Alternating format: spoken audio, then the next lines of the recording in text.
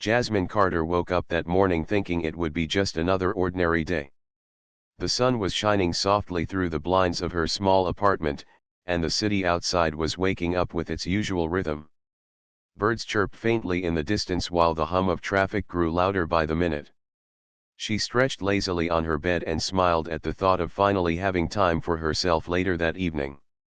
After a long week at work, she planned to spend an hour at the gym, her little sanctuary where she could switch off from deadlines, endless emails, and client calls. Jasmine loved her workouts. They weren't just about fitness, they were her escape. The gym was the one place where she could put on her headphones, zone out, and recharge her mind. By the time she left the office that evening, the sun was setting, painting the streets in warm golden light. She drove to Redwood Fitness Center, her regular gym, with her favorite playlist softly playing in the background. The soothing rhythm instantly lifted her mood. Walking inside the familiar space, she greeted the receptionist, who smiled and waved her through. Jasmine had been a member there for more than 2 years. Everyone knew her from the trainers to the front desk staff. It felt like a second home. She quickly changed into her workout clothes, tied her sneakers, and walked to the treadmill section. The gym was moderately busy, filled with the sound of clanking weights, upbeat music, and conversations between friends. Weeks had passed since the video first went viral, but Jasmine's life was still changing every single day. What started as a painful and humiliating moment had turned into something much bigger than herself. Everywhere she looked, on TV, social media, and in local conversations, people were still talking about fairness, dignity, and respect in public spaces. For Jasmine, this was no longer just about a gym incident. It had become about belonging. About being seen. About being treated with the same respect as anyone else. But while the world around her kept moving fast, she took things one step at a time. One quiet morning, she sat by the window in her apartment, sipping a warm cup of tea. The city was waking up outside, but Jasmine's mind was focused inward. She thought about everything she had gone through, the confusion, the embarrassment, the endless questions. And then she thought about what had come after, the thousands of supportive messages. The conversations at community forums. The changes the gym had made. She took a deep breath and realized something important: her story had meaning. Maya came over later that morning and found Jasmine deep in thought. "You okay?" Maya asked, sitting beside her. Jasmine smiled softly. "I'm okay. Just thinking." "About what?" "About how everything happened," Jasmine said. "I used to wish none of it had ever happened. But now, I'm starting to see that maybe there's a bigger reason." Maya nodded knowingly. "Because people are listening." "Yes," Jasmine whispered. "And maybe I can do something with that." Soon, Jasmine began receiving invitations to speak at different events. Community groups wanted her to share her experience. Local colleges asked her to participate in panel discussions about inclusion and respectful treatment in public spaces. At first, she hesitated. The idea of standing in front of large audiences made her nervous. But then she remembered how she had felt that day in the gym, standing alone, with no one speaking up for her. She didn't want anyone else to feel that way. And so, she said yes. Her first speaking event was at a small college auditorium. The room was filled with students, faculty, and local residents who had come to listen. As she walked to the stage, her heart raced, but when she saw the warm faces looking back at her, she took a deep breath and found her courage.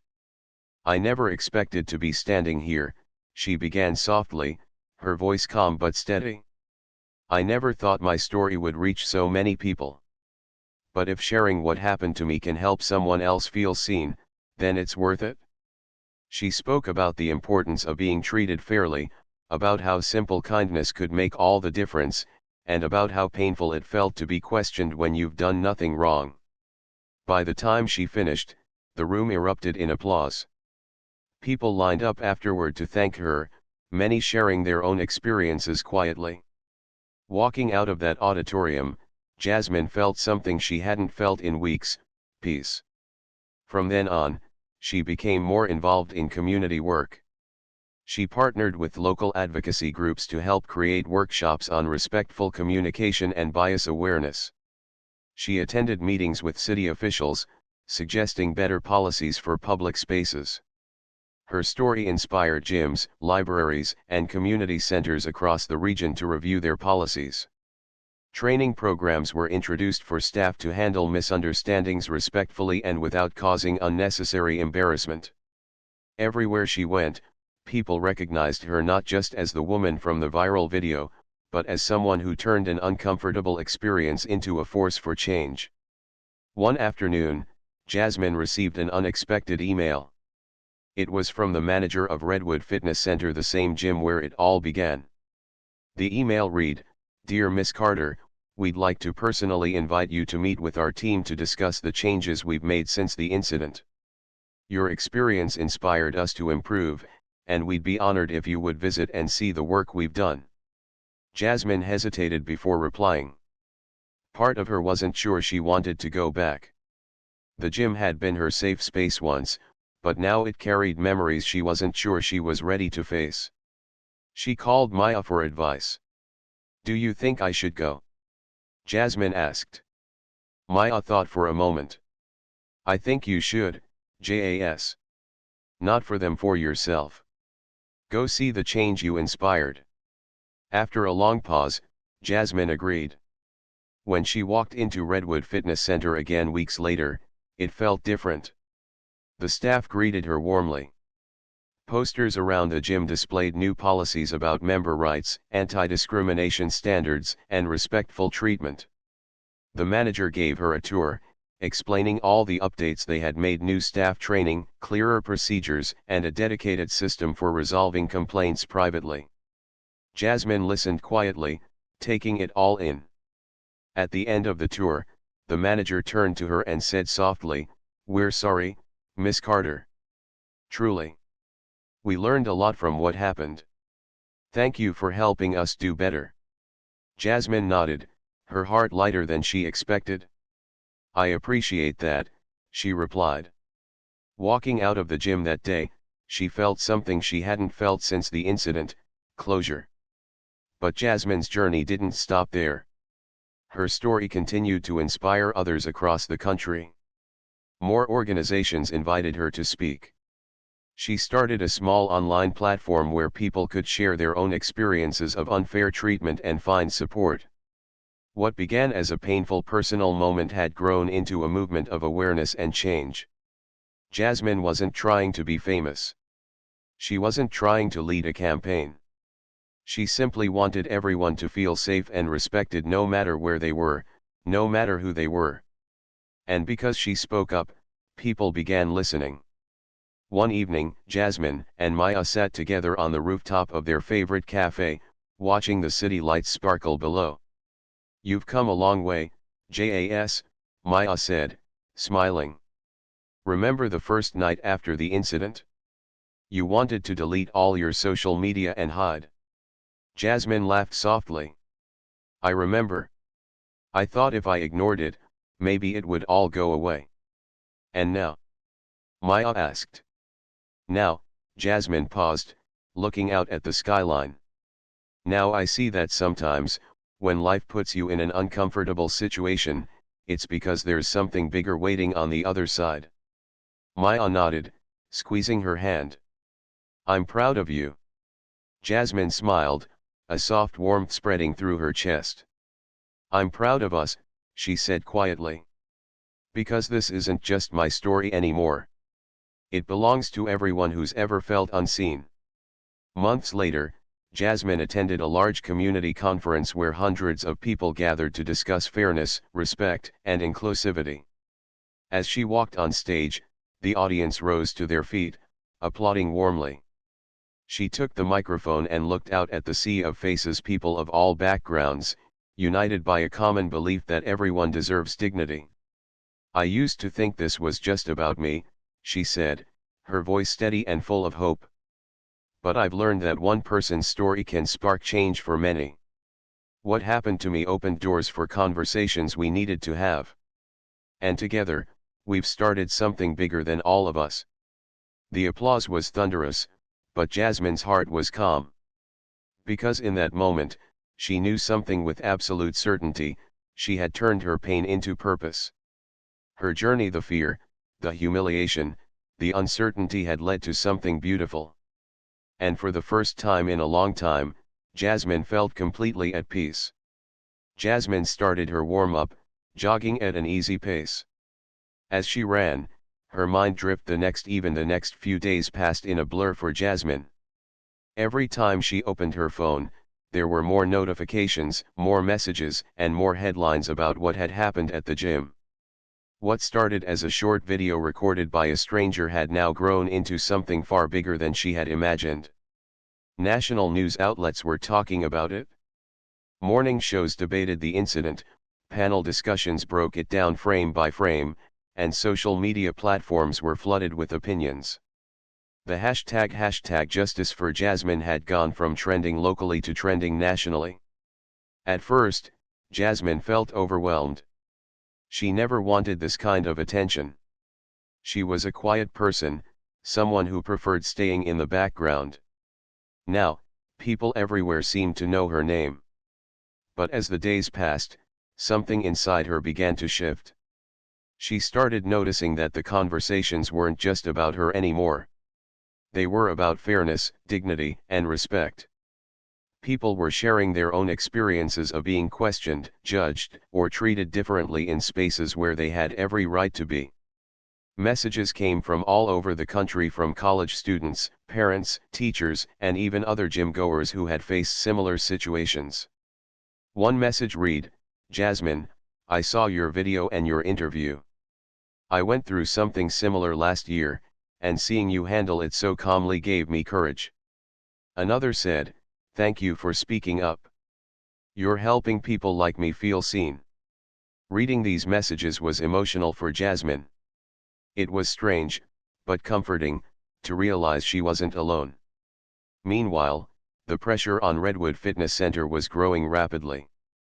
People began leaving negative reviews on the gym's website, demanding answers. Local newspapers published editorials criticizing the way the situation was handled.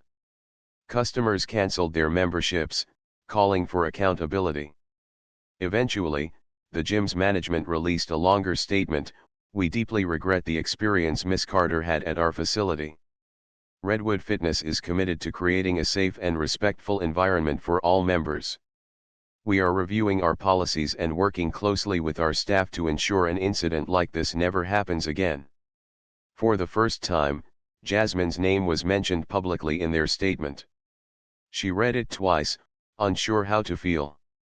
It was an apology, but it was also carefully worded, as if they were trying to protect their reputation more than acknowledging her experience. At the same time, the police department came under scrutiny. Community leaders questioned why 2 officers were sent to a gym over what seemed like a simple misunderstanding. Town meetings were organized where people spoke about the need for better communication, training, and sensitivity when handling public complaints. The department announced they had launched an internal review of the incident. For Jasmine, that announcement was both reassuring and unsettling. On one hand, it meant people were taking her experience seriously. On the other, it reminded her that the entire situation was far from over. A few days later, Jasmine was invited to attend a community forum organized by a local advocacy group.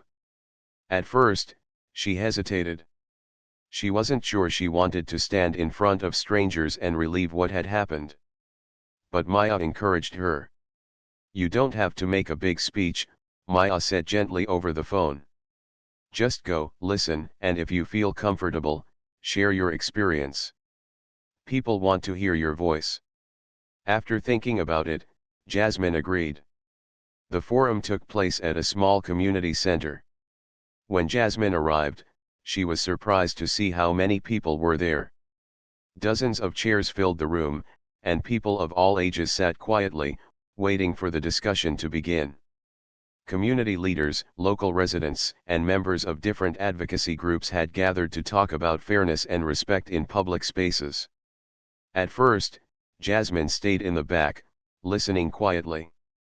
One person after another stood up to share their experiences, times they'd felt out of place, times they'd been questioned, times they'd wished someone had spoken up for them.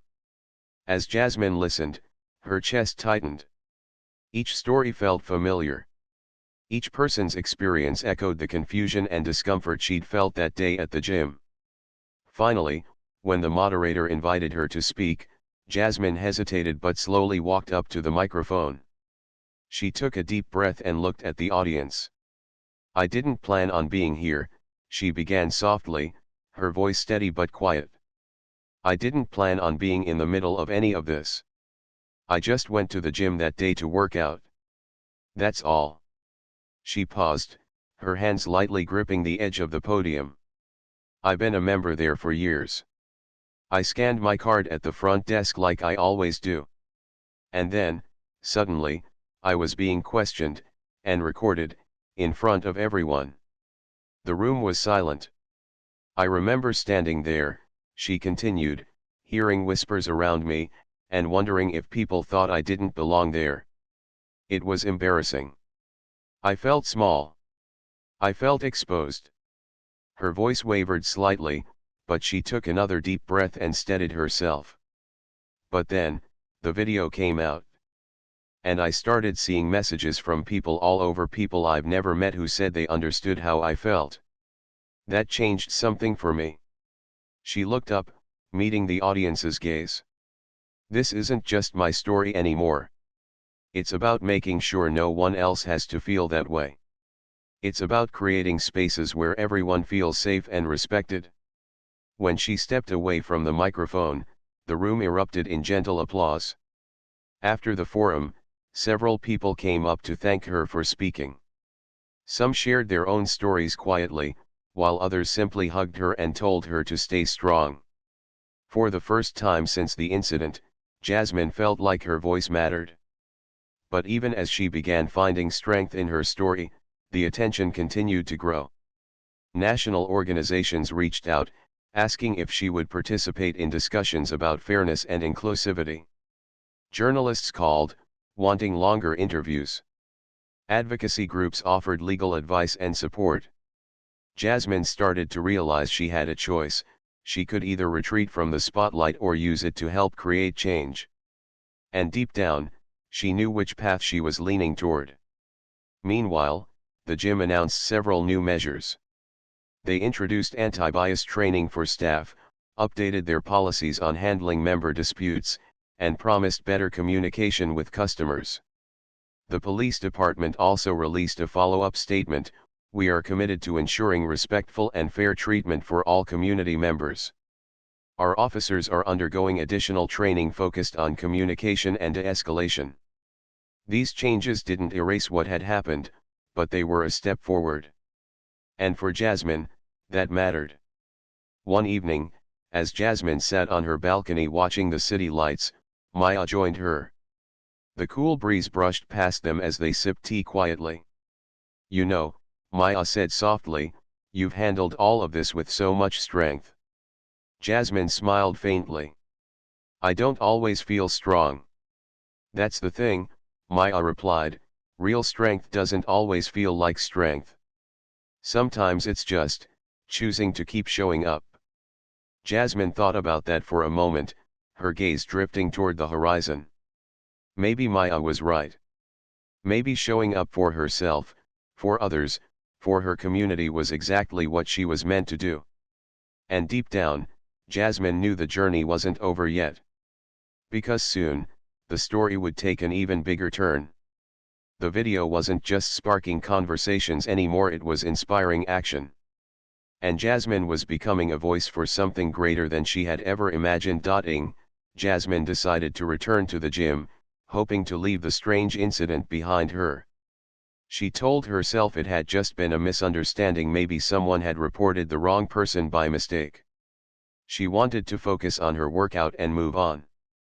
But the moment she walked inside, she could feel something was different. Jasmine woke up the next morning to the soft sound of her phone buzzing. At first, she thought it was just her alarm, but when she reached for it, she noticed dozens of notifications lighting up her screen. Confused, she unlocked her phone and began scrolling. Her heart skipped a beat. There it was, a video of her at the gym, standing in the middle of the floor while two police officers questioned her. Someone had recorded it from the corner of the room, capturing nearly the entire scene. The caption read, "Why is this woman being questioned at Redwood Fitness?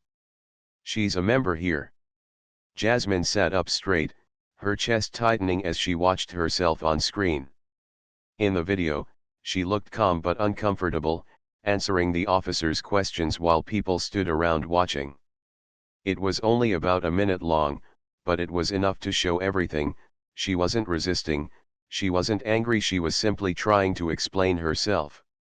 Her first thought was embarrassment. Millions of people didn't know her, but now strangers could see her at one of her most uncomfortable moments. But as she kept scrolling, something unexpected happened. The comments under the video were pouring in by the second. Thousands of people had already seen it, and the reactions were surprisingly supportive. "She looks like she's just working out. Why is she being questioned like this? This doesn't sit right with me. If she's a member, what's the problem?" Someone had even created a hashtag Justice for Jasmine. By mid-morning, the hashtag was trending locally. People started sharing their own experiences, talking about moments when they'd been made to feel unwelcome in places where they belonged. Jasmine read comment after comment from strangers offering words of encouragement, telling her to stay strong. Her phone wouldn't stop buzzing. Friends, co-workers, and even distant relatives were texting her, asking if she was okay. At first, she didn't know what to say. She replied to a few people with short messages like "I'm fine, just overwhelmed," but even she wasn't sure if that was true. By lunchtime, the video had crossed over to national platforms. News pages started picking it up, writing headlines like, "Local woman questioned by police at gym sparks online outrage, video shows member harassed despite valid membership, hashtag Justice for Jasmine gains momentum." Jasmine sat at her desk, reading one headline after another, still trying to process what was happening.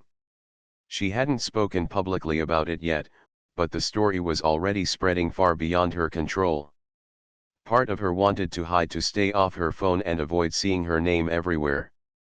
But another part of her felt something stronger, a sense of relief that people understood what she had gone through.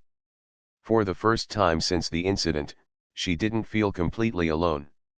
That evening, she got a call from her best friend, Maya, who had also seen the video. "Jas, are you okay?" Maya's voice was warm and concerned. "I don't know," Jasmine admitted, rubbing her forehead. "I didn't expect any of this. I just wanted to work out. Now my face is everywhere." "I know," Maya said softly. "But listen, people are supporting you. Have you seen the comments? Everyone's on your side." Jasmine hesitated. "Yeah, I've seen them. But what if this gets bigger? What if the gym blames me for all this attention?"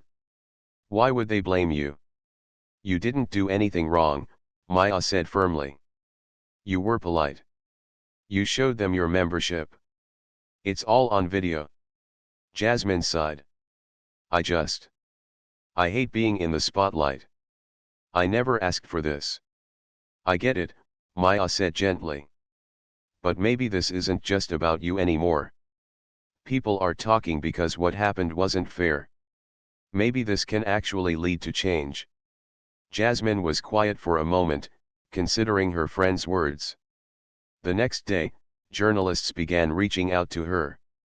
Emails, messages, and phone calls poured in from local reporters who wanted her side of the story. At first, Jasmine ignored them. The idea of speaking publicly terrified her. But then she saw a news report on television later that evening. A spokesperson from the gym had given a short statement, We value all our members and are committed to their safety. We were simply cooperating with the police request. That was it. No apology. No acknowledgement of what she went through. Something inside Jasmine shifted. She realized that if she stayed silent, people might never understand what really happened. And so, after thinking it over carefully, she agreed to do one interview with a trusted local reporter. The following morning, she sat across from the reporter in a quiet cafe, her hands resting on the table, her voice calm but steady. "I was just working out," she explained. "I had my headphones on, listening to music, when they walked up to me. I showed them my ID, my membership card, everything they asked for. I thought it was over." She paused, choosing her words carefully. "Then the next day, they came back. And this time, they recorded me. It felt like everyone was watching, waiting, assuming I had done something wrong. But I hadn't." The reporter nodded sympathetically, asking thoughtful questions and letting Jasmine explain her experience fully. When the interview aired later that evening, it struck a chord with viewers. Her calm, measured words contrasted sharply with the tension seen in the video. People began sharing the interview alongside the hashtag, and the story gained even more traction. By the end of the week, Jasmine's situation had shifted from private embarrassment to a public conversation. Community leaders began speaking out, calling for better policies at local gyms to ensure members were treated fairly and respectfully. The police department also released a short statement saying they were reviewing the incident internally. Messages of support kept pouring in from strangers around the country. "Stay strong, Jasmine. You deserve better. You handled yourself with so much grace. Thank you for speaking up. You're helping so many people." Jasmine read every message, her heart swelling with a mix of gratitude and disbelief. One night, as she sat on her couch scrolling through the comments, Maya called again. "See," Maya said, her voice full of excitement. "I told you this was bigger than just that moment. People are listening, Jas."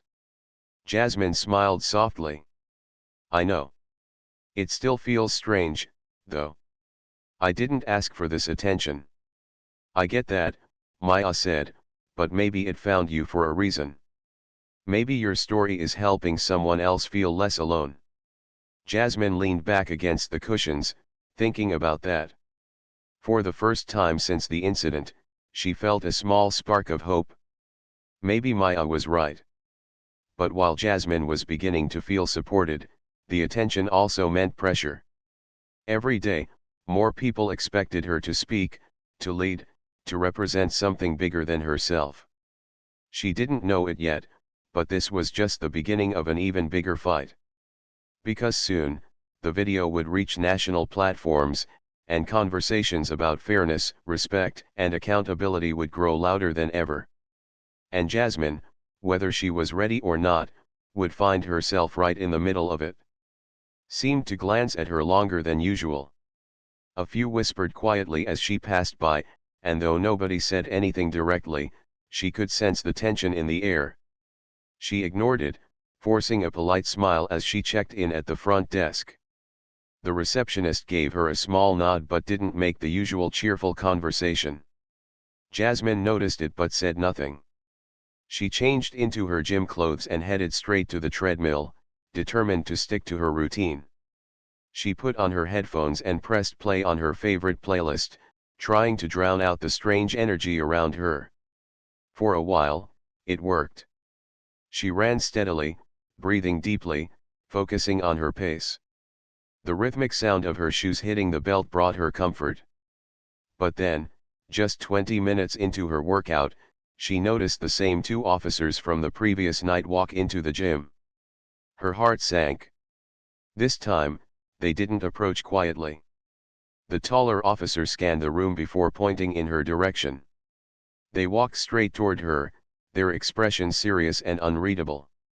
Jasmine slowed the treadmill, removed her headphones, and tried to stay calm. "Ma'am, we need to speak with you again," the taller officer said firmly. Jasmine frowned slightly, confused. Again? I thought everything was cleared up yesterday. The shorter officer shook his head.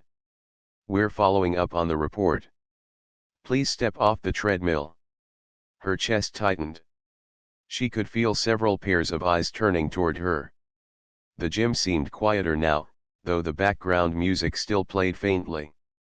Officers, she said softly, keeping her voice steady, I've already shown you my ID, my membership card, and explained everything yesterday. Is there something else you need from me? We just need to confirm a few details, the taller officer replied. It won't take long. Jasmine reluctantly stepped off the treadmill. She glanced around, hoping someone from the staff would step forward to clarify the situation, but nobody did. Trainers stood near the weights, watching from a distance. A few gym members whispered to each other, their curious eyes fixed on her. She followed the officers toward an open space near the center of the gym, away from the machines.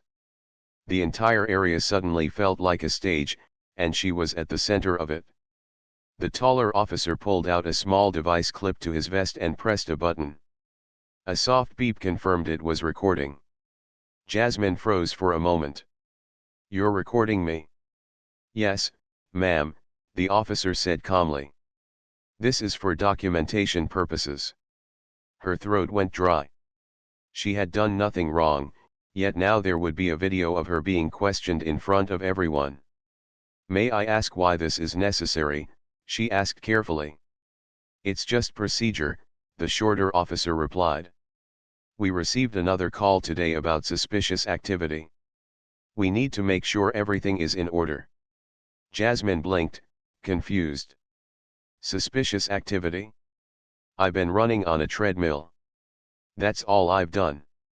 By now, the quiet murmurs around the gym had grown louder.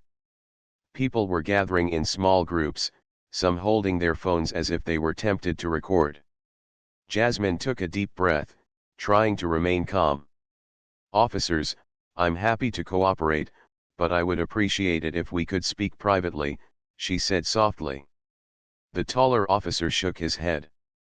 We need to keep this in an open area for transparency. His tone wasn't unkind, but it was firm, leaving little room for negotiation. Jasmine nodded slowly, though her chest tightened further. She opened her gym bag and once again showed them her membership card, placing it in the taller officer's hand. He inspected it carefully, holding it up as though examining it under a microscope, then returned it silently. Can you also confirm your address? He asked. She hesitated briefly but complied, stating her address clearly. The shorter officer noted it down on a small notepad. A wave of discomfort swept through her as she realized just how many people were watching. She heard a few faint whispers, do you know what's going on? No idea. I think she doesn't belong here or something. Really? She's here all the time. Each passing second felt heavier than the last. Jasmine's hands trembled slightly, but she clasped them together to steady herself. Officers, she said gently, trying to hold on to her composure, I'm not sure why this keeps happening. I've been a member here for years. If someone called, perhaps we should all speak with the front desk together.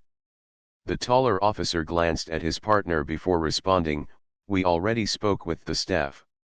This is just to verify everything on record. Jasmine inhaled deeply and nodded, trying to stay patient. The questioning lasted several minutes, but to Jasmine, it felt endless. Finally, after confirming all her information again, the taller officer pressed the button on his vest to stop the recording. Thank you for your cooperation, ma'am, he said politely. We'll include this in our report. She nodded without speaking, carefully placing her card back in her bag. Before leaving, the shorter officer added, if there are any further concerns, we'll follow up. And just like that, they walked out, leaving Jasmine standing in the middle of the gym feeling small, exposed, and uneasy. As soon as the officers left, the silence broke. A few people returned to their workouts, but others continued staring as though waiting for her reaction. Jasmine avoided their eyes and walked straight to a corner, pretending to check her phone while taking a deep breath to steady herself. Inside, though, her thoughts were racing. Why was this happening again? Who kept calling the police? And why did she feel like no one from the gym staff was stepping up to support her? She finished her workout half-heartedly, though her energy was gone. The treadmill, once her escape, now felt like a reminder of what had just happened. Later that night, as she sat on her couch at home, she couldn't stop thinking about the recording. The fact that the officer had deliberately started filming made her uneasy. What would they do with that video? Would it stay private, or could it somehow be made public? She scrolled through her social media feed absent-mindedly, and for a brief moment, she considered posting about the incident. But she stopped herself. She didn't want attention. She just wanted her peace back.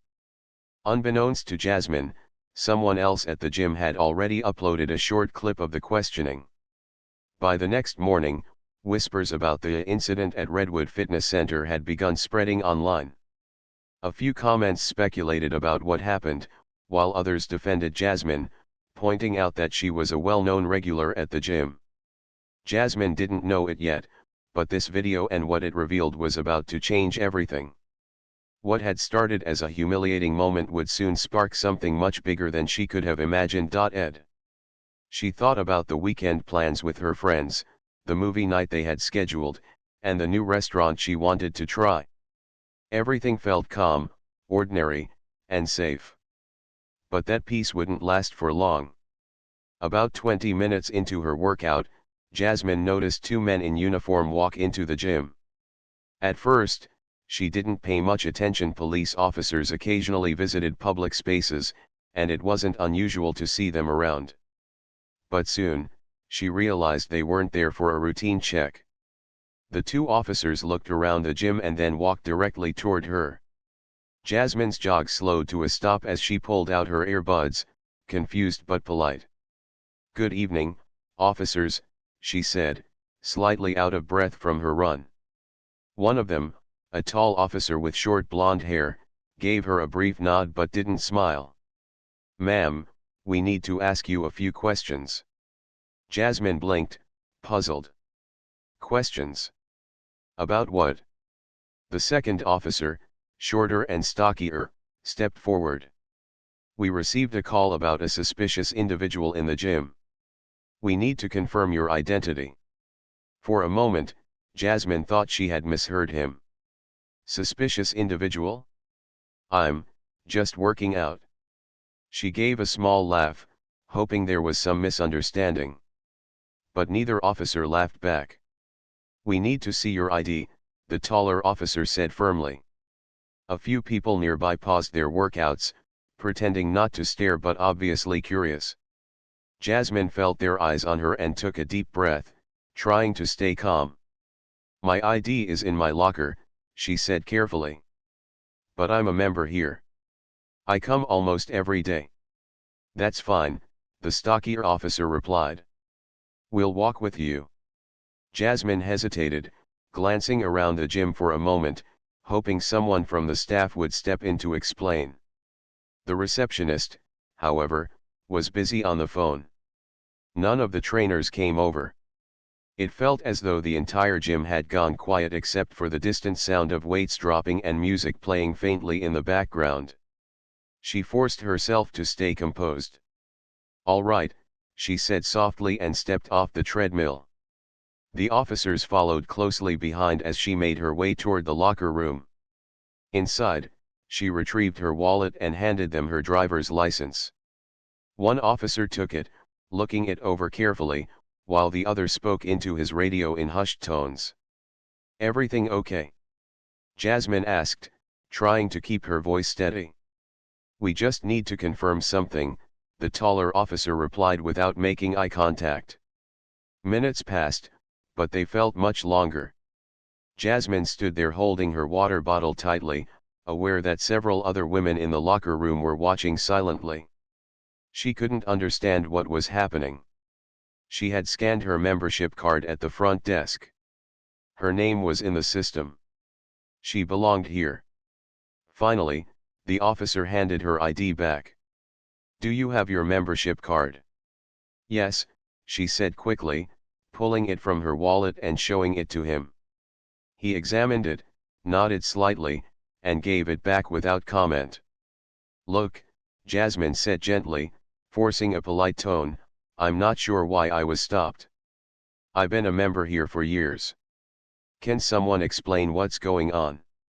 The shorter officer cleared his throat. "Like we said, ma'am, we got a call. Someone reported unusual behavior in this area." "Unusual behavior?" Jasmine repeated softly, frowning. "I was jogging on a treadmill." He didn't respond, and the silence stretched between them uncomfortably. By now, a few more people had gathered around the entrance to the locker room, pretending to check their phones but obviously watching the situation unfold. Jasmine could feel her cheeks growing warm. She hated being the center of attention. She hated the way whispers seemed to spread across the room. And most of all, she hated feeling like she had to prove she belonged somewhere she had every right to be. Still, she kept her voice steady and calm, refusing to let frustration take over. "If you'd like," she offered, "we can ask the front desk to confirm my membership." The taller officer finally nodded. "That won't be necessary now, ma'am. But we'll need to write a brief report." "A report? For what?" "Standard procedure," he said flatly. Jasmine swallowed hard, forcing a small nod. "All right," she said. She returned to her treadmill after they left, but her workout was ruined. The music in her ears no longer felt soothing. Every glance from the other gym members now felt heavy, like silent questions she didn't have answers to. She jogged slowly, trying to shake off the discomfort, but the unease lingered. Her sanctuary, the one place she came to escape, suddenly felt strange and unfamiliar. By the time she left the gym that night, the sunset had faded and the streetlights had taken over. The air outside was cool, but Jasmine's thoughts were restless. She replayed the entire scene in her mind over and over, trying to understand what had happened. Why had she been stopped? Who had called the police? And why, despite doing nothing wrong, did she feel like she had just been put on trial in front of strangers? Little did she know, this was only the beginning of a much bigger story, one that would soon spiral far beyond the walls of her gym.